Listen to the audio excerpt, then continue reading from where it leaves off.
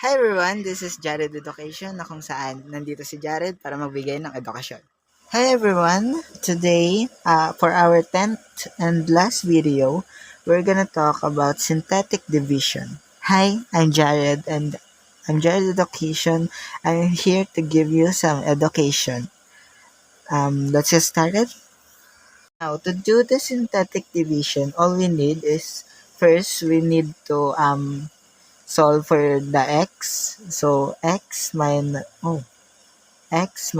3 is equals to 0. And then pag nasabi ko na to last topic or last video, if you want to watch it. And ililipat mo yung number para mahanap yung x and then magbabago yung sign. So x is equals to 3. That's our x. Now, we're gonna take the numerical coefficient of this equation. To do that, the numerical equation of each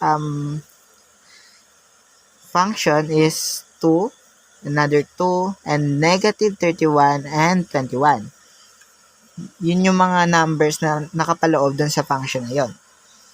So, kukunin mo lang silang lahat, and then 2, and then 2, and then negative 31, and 21. Now, since alam na natin kung ano yung x, which is yun yung 3, divide natin itong lahat sa 3. Para magawa yan, meron tayong method para dyan. First method is always bring down the first coefficient, which is yung first number nandun sa function, which is 2. And then times it to the x, which is the 3. So 2 times 3 is equals to 6.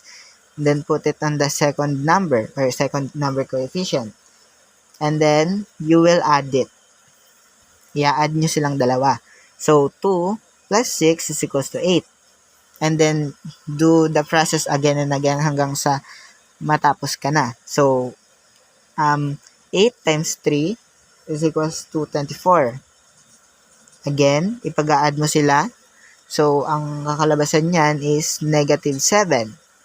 And then, negative 7 times 3 is equals to negative 21. So, pagka pinag-add mo yan silang dalawa, it will become 0. Para makuha yung pinaka function, all we need is copy the coefficient and then go back to the first function.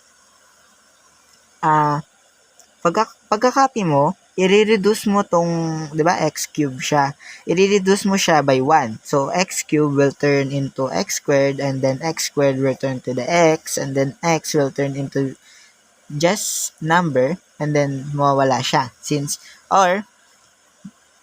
Basta minus ka lang ng 1. So, 2, balik tayo dito. 2, since cube yung isa, magiging squared siya. So, 2x squared, and then 8, positive 8. Since squared siya, magiging x na lang. Kasi, pag binawasan mo ang 2, magiging 1, and then di mo na kailangan i-put yung 1. And then, minus 7. Since x na siya, wala na tayong pwedeng ilagay na x. So, yan na ang pinaka-function or yan na yung pinakasagot doon sa synthetic division natin, which is 2x cubed plus 2x squared minus 31x plus 21 divided by x minus 3 will equivalent to 2x squared plus 8x minus 7. 2x cubed pala siya. Thank you for watching for all my videos. Don't forget to hit that notification bell if you learn something to stay notified and learn more. And thank you and subscribe. I hope you learned something. Thank you for watching. And if you learned something, hit that notification bell to learn more and then subscribe. Thank you. Thanks for watching. Yeah. Please subscribe.